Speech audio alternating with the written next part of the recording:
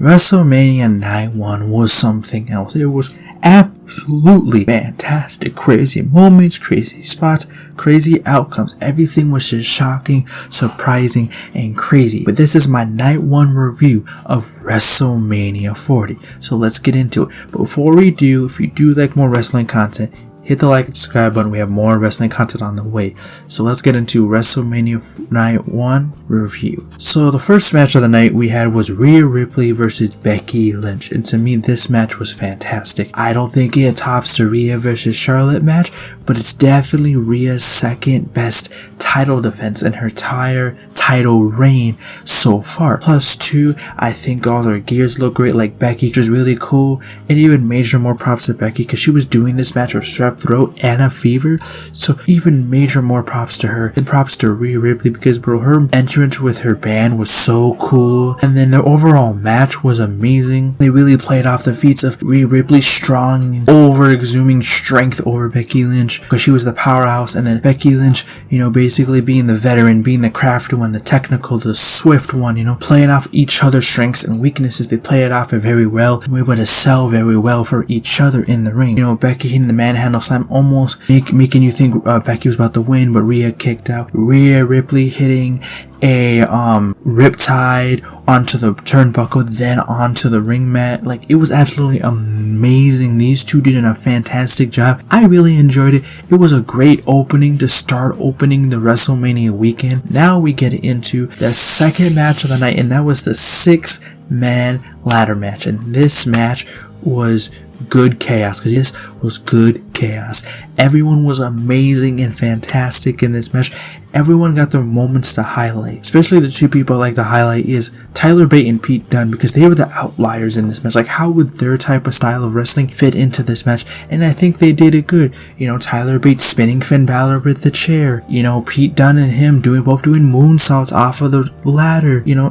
They were able to add their type of style of wrestling into this type of match where they did not feed in. But everyone's fighting, everyone's going back and forth. Been saying it now, Austin Theory and Grayson Waller are your new SmackDown Tag Team Champ. But Austin Theory and Grayson Waller deserve this. They've been killing it on SmackDown, proving week in and week out why are they so great. Their tag team is great, and that will build into their story into the future. I'm just happy they won because the titles are finally split. For love of God, I've been waiting for this for months and months and months. They are finally split. And then, of course, we have it. R-Truth beating his fear heights, getting onto the top rope, and getting the Raw Tag Team titles. Even though it was predictable, it was great that they got the Raw Tag Team titles from Miz and R-Truth. So it all just kind of works out for everyone, which is great and good. Congrats to Austin Theory, Grayson Waller for your new SmackDown Tag Team titles. Congrats to R-Truth and Miz for your new Raw Tag Team titles. And to me, a very, very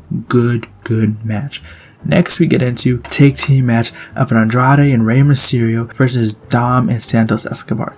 To me, overall, it was a great match. The only thing that was bad was the ending, but everything else was a great match. Everything all the way through, it was great. Got to really highlight Andrade in all of this. Since Dragon Lee wasn't in, Andrade was able to fill in that void and able to do an amazing job. But my only issue with this match is why it was kind of low for me. It was that there should have been a faction versus faction. Like, you just have everybody get involved at the end anyways. That's whatever. But to me, the major part that really left a sour taste in my mouth about this match was the ending of the match. Because I understand that you're trying to get this pop for the Philadelphia crowd with these two Eagles players coming in, these football players. But it's like, the majority of these people are not just from Philadelphia. It's also a lot of people around the world. So it's just kind of like, man, it kind of killed it too. Because it's like, you should throw Dom into the post, and then he's instantly out like that, and then Santos immediately loses. I thought that was just kind of like, what? And then Dom can't even get a win against his father at WrestleMania. He's 2-0 now against his father. Like, come on, man. Like, I'm happy that Andrade won, but like, Rey didn't need this win. He didn't.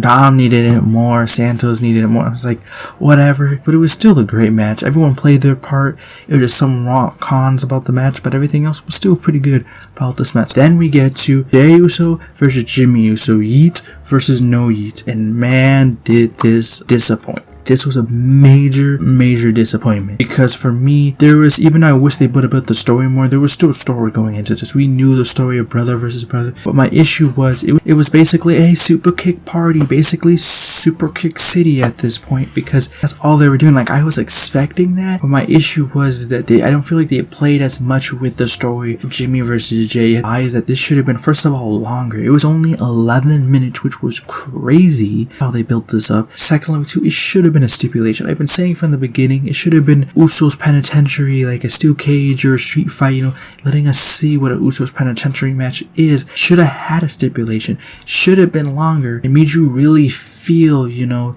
the hatred for it, to like having to make Jey beat down his brother so bad, even though he doesn't want to, because he loves his brother, because Jimmy is this unstoppable threat, and really making you feel the love and hatred between both brothers. But it's sad that this was the most disappointing match on the entire night one of WrestleMania. It wasn't a good match. It could have been so much more better. I had a lot of hype going into it because I feel like it could have been something, but they fumbled the bag with it. We get into woman tag match, and that is Jade Cargill, Naomi, Bianca Belair versus Damage Control of Dakota Kai, Asuka, and Kairi. To me, this match was great. First of all, their entrances was amazing. Kairi, Zayn, Asuka, and Dakota, Damage Control, getting that cool entrances of those Japanese girls doing the fans and whatever, dancing. Their gears look great. And then having Bianca, Naomi, and Jade having that kind of like superhero, the big three type of entrance. I also have them glowing in the light and everything. That was absolutely amazing, fantastic. One of the best WrestleMania entrances I have ever seen in my entire life. And of course,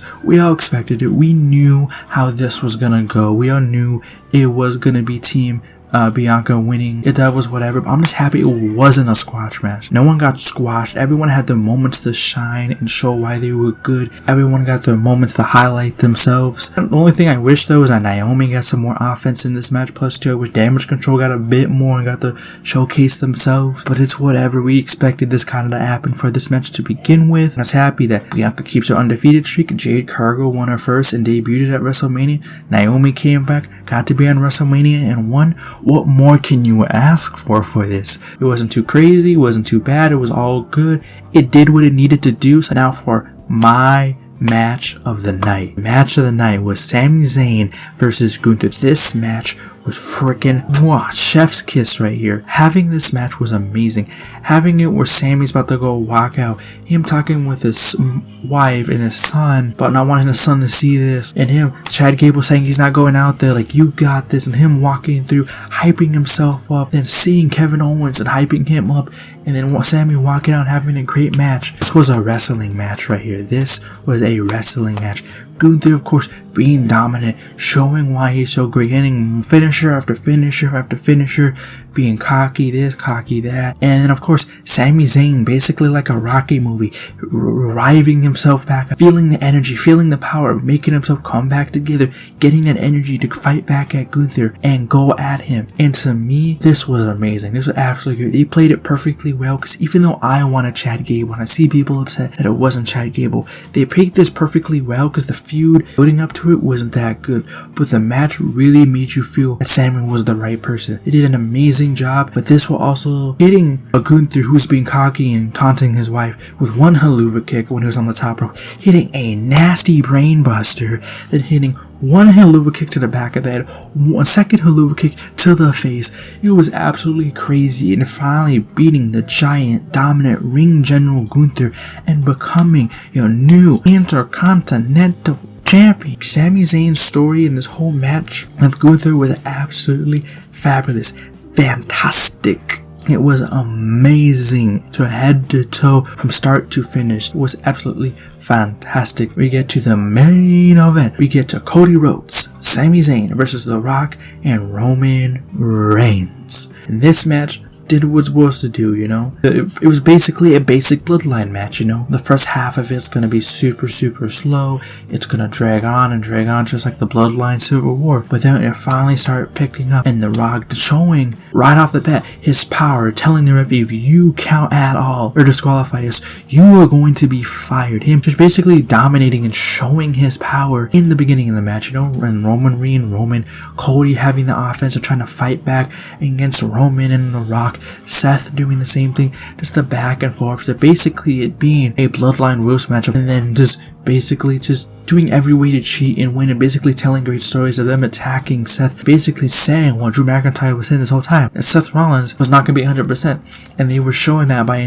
doing the low blows, attacking his knee, beating him after, back and forth, and I was just surprised at how many bumps they were taking, because I'm like, you guys have matches tomorrow. Like, I was surprised at how many bumps they were actually taking. Like, to me, I was surprised.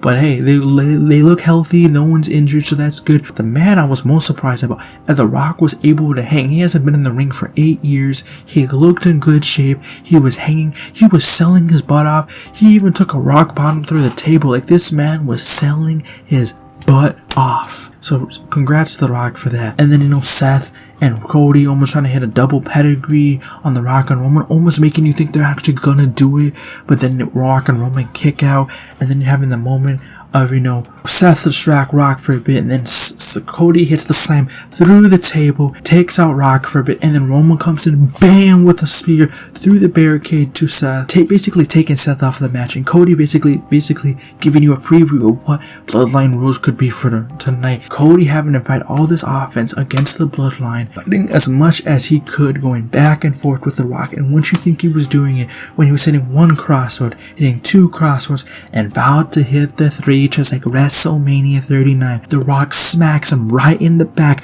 with the Mama Rhodes belt, basically stopping Cody taking a spear from the Roman, and then The Rock wanting to be tagged in, hitting the people's elbow and beating Cody Rhodes, and making him have the same scene at WrestleMania 39 of him looking depressed and looking out to the crowd. Absolutely perfect storytelling to start to finish. This was absolutely perfect. It really stacks the odds against Cody Rhodes, and really makes you think, can Cody do it?